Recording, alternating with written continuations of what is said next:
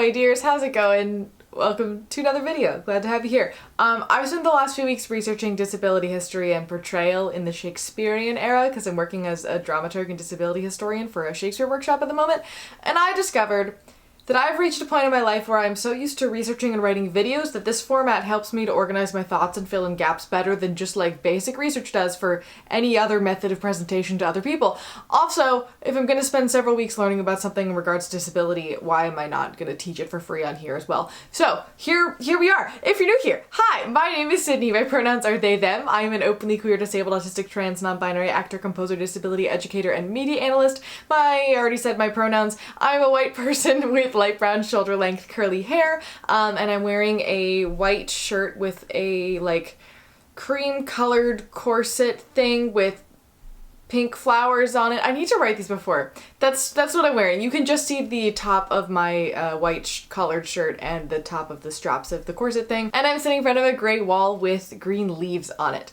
And I think that is all the things. Let's talk about nerdy stuff. So, our time period today is going to be the Renaissance, the Elizabethan era, which is part of the Tudors era, which all kind of fits within the Renaissance period, and also kind of the early modern period, which is mostly part of the Renaissance period, because for some reason we have like 7 million different names for the same range of like 200 years. The reason is likely something to do with the fact there are several different ways of chunking time historically, and there's significant overlap in this particular spot, but still, it's very confusing for a regular human trying to learn about something. Anyway, this video is going to be super Eurocentric, obviously. I know most of how we look at history in general is pretty Eurocentric, which is not ideal, but for the purposes of what I am researching this for, I needed to be specifically England-centric to understand the social norms at play when Shakespeare wrote his plays. Also, all of my sources will be listed in the description as always. There are some books I particularly recommend checking out. They're at the top of the list. And also I reference my Pompeii history video a lot here. You don't need to watch that one to understand this one, but it does have a great basis of disability, like, concepts to bounce off of for this video, so I will link that above and below if you want to check it out. Alright, so the first thing to do before we dive into disability history, or minority history in general really, is to ask ourselves why.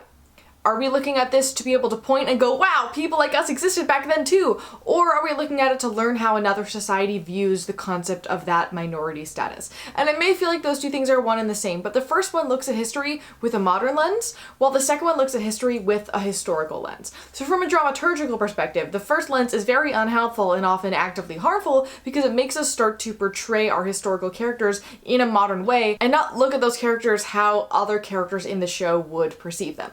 I'm a curious person, so this is going to be a mix of both in this video, but try to make sure while you're watching this to pay attention to the different dynamics of play between those two things and not lump them together because they're very different. To quote an article I read for this about issues with disability dramaturgy, specifically with Shakespeare, we run the risk of confusing the fact that we can identify examples of what we now call disability in Shakespeare's works with the claim that disabled was an operational identity category in the Renaissance, because it wasn't. The other thing to note is that the majority of what we know about disabled folks from this time period is only from the non-disabled point of view, most often via medical and legal records alone, which means that anything we know about them is going to be colored by how society viewed them at the time, not from their own lived experience. Also, much of our information comes from the media of the time, like newspapers and books and plays. For the time period specifically, a lot of our information comes from Shakespeare's works. And we'll talk about performance later in this video, but there is significant scholarly discussion as to whether performance texts are even a solidly reliable source to work off of to get information about disability in this period,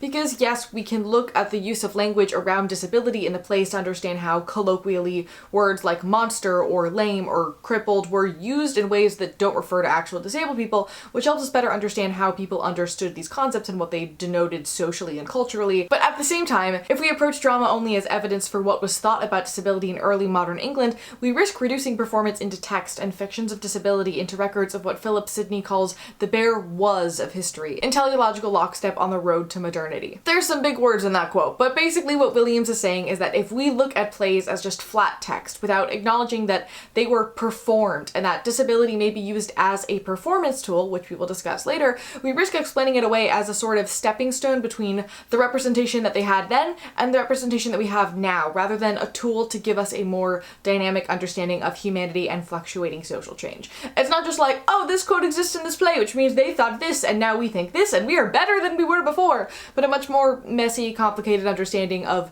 the social dynamics in place then and in place now now, because like we found with the ancient Rome video, a lot of things are very good for disabled people and a lot of things are very bad for disabled people, and that is not any different now, because throughout history, humans are gonna human. It's just how it works. I love reading history to watch scholars explain concepts we still very much have as the norm today in a way that makes them sound foreign and antiquated, because it feels like looking at humanity through a magnifying glass, like it's a cool bug. I think it's great. Anyway, so focusing on the topic at hand.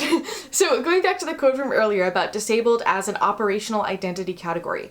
That was not a thing. The word disabled starts to appear around this era. We will get to that in just a second, but the sort of equivalent of the time would be deformity or monstrosity, referring to a body that is seemingly unnatural, atypical, or inhuman. Though even that wasn't really an umbrella term, as most disabilities were described in separate groups, usually being idiot, blind, deaf, lame, and lunatic. Deformity did include many people we would consider to be disabled today, but it also excluded many mentally disabled people and lots of other physical disabilities as well. They also didn't really have a distinction between ugliness and disability, meaning that referring to someone as deformed could mean that they only had one arm, that they had scarring from smallpox, or that they just weren't very attractive. So when we look back in history and say, oh, this person is referred to as being deformed, that's disability representation, that may not actually be the case, in the same way that if we say, oh yeah, that person's crazy, somebody in the future might look at us calling somebody crazy and go, oh, they must have been mentally disabled, when they likely weren't. We just say that colloquially. One reference we see the overlap between monstrosity and ugliness is in a 1595 print by Martin Weinrich, I'm not sure how that's pronounced, saying all that is imperfect is ugly and monsters are full of imperfections. But things like beauty were also quite conditional. If somebody was deformed in the sense of being ugly, but then also happened to be very rich, they were not generally viewed as deformed. Gender also played into this, with women fluidly switching categories based on who they were married to and how rich they were. Not that any of that is really different from today, to be honest. Like, the amount of really rich finance bros that are very ugly that people find attractive just because they have a lot of money is like a whole thing. I've seen some discussion about how disability and nobility is rarely discussed historically. I very much have a feeling it is because they were so royal and high up that whatever they did and however they were was generally seen as normal and fine and perfectly natural given their societal position. It very much existed. I'm sure many of these people were disabled. There was a lot of inbreeding in the royals, but that is why we don't hear about it much unless it was very severe or very noticeable, or we can look at paintings and go, hey, that's a visible disability. We didn't even know about that, because that happens a lot. The term disabled did make its first major appearances in this era, though it initially described people or things that were physically unable to perform a certain task, usually one they were typically able to perform. So like, the fact that I sprained my wrist a week ago means I am currently disabled from rock climbing. It does not mean that I am a disabled person, just that I am unable to do that particular task at the moment. It was seen as the past tense of disabling, not as a sort of fixed identity of a person being permanently disabled. It's really hard to reframe that in a new way in our heads because it is so inherently tied to meaning and identity in our culture today, but back then it appeared in documents to mean that someone was unable to work, and that was it. For example, Elizabeth I's 1592 Act prescribing care of returning soldiers addresses those who have aventured their lives and lost their limbs or disabled their bodies, and statutes direct state relief for those who are poor, old, blind, lame, and impotent person, or other poor person not able to work. When we see it appear in text, it is almost always directly linked to state-structured care, like hospitals and workhouses and pension plans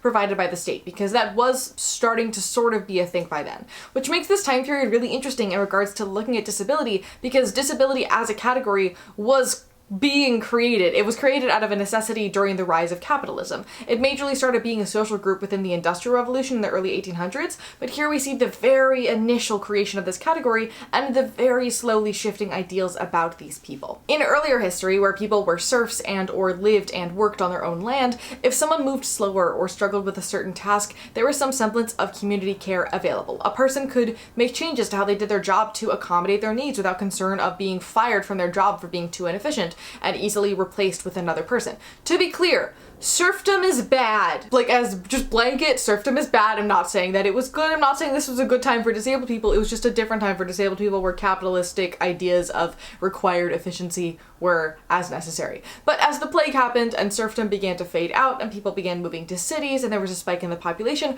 there suddenly became competition to work and more visible poverty, which started the slow homogenization of, in order to work, you need to be able to work this way, that we now have at the very much extreme, and also required the categorization of who legitimately could not work and needed support versus who just didn't want to work and needed to be pushed to get a job.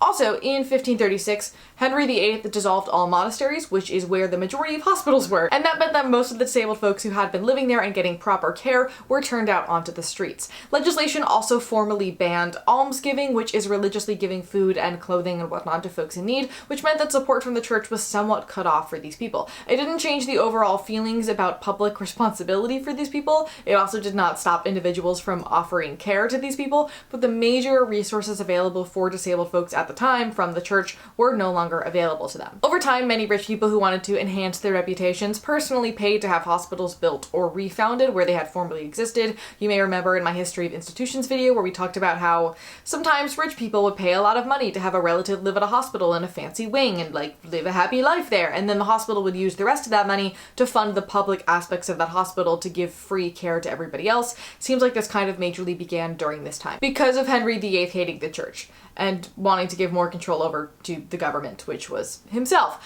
The only solid institution for mentally disabled people in England for most of England's history was the Bethlehem Hospital, which was founded in 1247. This is where we get the term Bedlam. I won't go into that more because I've talked about institutional history up here. You can watch it.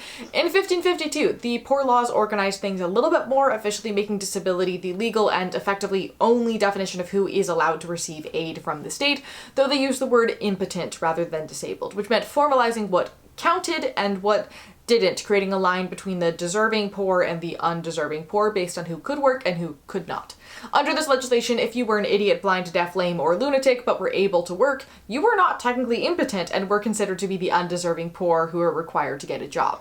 The deserving poor then received some element of charity from the state via their church, creating the first major structure of a welfare state that supported people who could not support themselves. Though just because you qualified for charity does not mean that people felt that those who qualified were truly deserving of that charity. There was constant fear of potential fraud and people faking impotence to get out of working, despite, you know, historians having found little to no record, pretty much no record as to that ever actually having happened. It's just wild how things have changed. We as societies have changed so much. While the political views of disability are changing during this time, we also start to see a slow change in the understanding of where disability comes from. Every time a monstrous birth happened, it was often announced in great detail via advertisements of sorts in newspapers and on posters that would be hung up around to tell you what happened, who was involved, what it meant, a drawing of the difference. And the general belief was that when something like this happens, it is a sign from God of some sort of forthcoming misfortune, or that the parents or wider society was doing something wrong. So telling the world about that was a great way to get other people to kind of snap back into place and doing the right things or whatever, or like warn them of forthcoming danger. They generally felt that the child born disabled was not guilty of something. It was the society that was guilty, and the child was sent as a punishment, and the child was just like a pitiable creature. There's also, of course, the changeling tale to describe the origin of a disabled child as the original child being taken by fairies or supernatural beings and then being replaced with one of their own children that we've spoken about extensively on this channel. At the same time, we also see the beginnings of medicalization, a prime example being the French surgeon Ambroise Paré, A Montre et des Prodiges, of Monsters and Marvels, or On Monsters and Prodigies, depending on the translation you look at, which is published in 1573. This was one of the first attempts to describe birth defects and where they came from, combining theological understandings of difference with scientific understandings of difference. He considered monsters to be something born outside of the course of nature, like a child born with one arm or two heads. A marvel would be something completely against nature, such as a woman birthing a snake, and a maimed person is one who is born blind, intersex, that was not the word used at the time, but you know what I mean, humpbacked, deaf, lame, etc. And he listed 12 causes of physical abnormality, 2 of which were like, God's trying to tell us stuff and we did bad things, and the other 8 were actual like potential genuine medical causes. So we start to see the conflict between religion and science appear here, as well as the conflict between the understanding that a disabled child is innocent, but also the assumption that you can tell somebody's character by looking at them from the outside, which gives disability inherent meaning. So there were kind of like 2 major conflicting beliefs going on at the time as ideas of what disability and impotence were slowly changing. At the time, most disabled people lived within their communities. They were generally treated where treatment existed, and they worked when and where they could. Just like we talked about in my Pompeii video, disability disability was likely way more common than it is now simply due to the living conditions and the way of life. Like, just the lack of sewers and purified fresh water is going to cause a lot of illness and congenital issues in children. Then there's disease, illness, aging, malnutrition, inbreeding, lack of medical care and understanding of illness, constant heavy labor in potentially dangerous situations, lots of wars all the time. Impairment was probably a lot more typical than it is now. Also, in England specifically, there were a lot of pockets of hereditary deafness, which we've spoken about before, so I can only assume that other disabilities worked quite similarly. I'm not saying that, like, oh, this is the golden age of disability, because most disabled people are just accepted into their communities as they were, and they weren't seen as different, because it was not the golden age. It was not a good time. It's still not a good time. But the group of people considered disabled or impotent was a whole heck of a lot smaller than what we consider disability to include today. Not to mention that there were many cases of like, well, this person doesn't speak, but they're really good at keeping track of the harvest, so they're all good in a way that we don't majorly have today. And also, like, modern disabilities such as dyslexia didn't apply to communities that didn't need to know how to read and were not expected to know how to read. So there's been a lot of shift in what that category covers today. The general scope of what people viewed as disability was going to be exclusively the people that were super visibly disabled, and that was kind of majorly it, just because of how their society was structured. One thing I will say though is comparing the information I came up with researching this with that of my ancient Rome video, a lot of things scholars refer to as being new here are very similar to the things from hundreds of years before that modern scholars talk about them being brand new concepts. So, like, at the core of it, the mindsets around disability from 500 BC and 1500 AD and today are very similar at their core. They're just expressed slightly differently, which is just wild, and humans are so cool. Speaking of humans being cool, let's talk about mobility aids. A lot of these were generally non-standard and created by the person who needed them. That makes sense. But what's cool is that this info is not really based about somebody writing about it. We have images from the time period to tell us. I will scoot this way and I'll put them over on the screen over here where I found the images. Henry VIII, for example, had walking sticks that had whistles on them, so if he fell over, he could call for help. Some people had your traditional stick walking staffs just to exist. Many non-disabled travelers use these, but they would also use them as mobility aids, or they would turn them into more of a cane situation, carving special hand grips into them to be easier to hold. There were also crutches, which people built in all kinds of shapes with evidence of underarm crutches and a sort of forearm crutch. There were also hand trestles, which were kind of like little platforms you could move with your hands to give you a bit more leverage while on the ground in comparison to crawling. And much like in ancient Rome, walking structures like we think of them today did sort of kind of exist, but we only have evidence of small children using them, presumably to learn how to walk. There's also evidence of adults carrying other disabled adults, of guide dogs, which we know have been around for forever in all cultures, and various animal-drawn carts, wagons, and litters, which are the things you get carried on, used by disabled people and also non-disabled royals and nobles alike, because again, nobility could just get away with being disabled and nobody would notice because they were used to having everybody do everything for them anyway. There's also so much evidence for prosthetic limbs, particularly legs, like so many legs. Okay, anyway, so now we're gonna talk about court jesters. I don't have a good way to transition between those two things. Whatever. Okay, so when most people hear the phrase court jester, they immediately think of the Middle Ages, and for good reason. This was perhaps the height of the occupation when nearly every monarch or nobleman in the world employed one to entertain guests. It was during this time period as well when jesters became a true job and passion, where the people wearing the costumes were not just slaves purchased at auction. I can't believe there's a website called Jester Planet. If you want to know more about jesters, you can go there. They have a lot of information, though not a lot of information about specifically disabled jesters, which is what we're going to talk about here. Court jesters, also known as minstrels, clowns, fools, and buffoons, referred to people who worked as musicians, singers, jugglers, magicians, acrobats, clowns, anything under that umbrella, usually for people at court, but also often as street performance. The famous bright colors and weird little jester hat with the dangly bells appeared during the Middle Ages as the profession expanded. Some jesters lived at court and worked as servants when they weren't needed for performance. Others lived on land given to them by the people they worked for and then would come back to court for specific performances. Some were constant companions to their employers, often going with them to the battlefield and doubling as messengers because they were seen as the best low-conflict communicators and were really great for army morale. Which meant that when shoot the messenger happened, which happened a lot, it was the jesters. The jesters were the messengers. Rest in peace to the jesters. Also, there were female court jesters. They were usually treated more humanely and less disposably than the men were, often doubling as companions for women of court. The court jester is a universal phenomenon. He crops up in every court worth its salt in medieval and Renaissance Europe, in China, India, Japan, Russia, America, and Africa. There are records of jesters existing in England, Scotland, Ireland, Poland, Germany, Spain, Japan, Tonga, and in China they actually lasted longer than, like, as a cultural tradition than they did in Europe, so literally everywhere. During During the Elizabethan era, we began to see more of them on stage rather than in the courts, and they no longer participated in court after the Restoration in 1660. But the kind I want to talk about today is the natural fool. At the time, there were two kinds of fools. There was the natural and the artificial. Natural fools would be people with intellectual and or developmental disabilities. If you research this yourself and you see them referring to learning disabilities, the British refer to intellectual disabilities as learning disabilities. I know in the US, we hear learning disability and we think like dyslexia. Just saying that. They often did not receive pay for their jobs, but were instead cared for, sort of as pets or companions of sorts. Many artificial fools, non-disabled people working as clowns, would base their comedy off of imitating natural fools, and some people viewed them as grifters, taking jobs away from the people who actually needed them because they couldn't do any other jobs. This is the medieval version of cripping up and disability drag. Like, they were mad about it then, and we're mad about it now.